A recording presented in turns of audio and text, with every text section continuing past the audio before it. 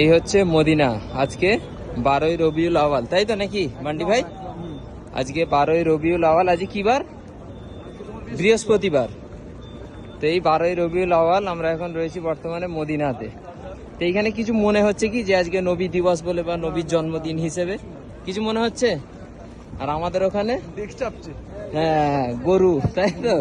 দুটো গরু, একজন গরু দিল আর একজন বললো আমি 30টা হাঁড়ি দিচ্ছি, তাই তো? এরকম হচ্ছে এতক্ষণ, তাই তো? ঝান্ডাও নেই একটা ঝান্ডা নেই, কোথাও ঝান্ডা নেই। জুলুস জুলুস হ্যাঁ জুলুস হ্যাঁ, জুলুস বেরোয় আবার। ঠিক আছে, এই হচ্ছে মদিনা।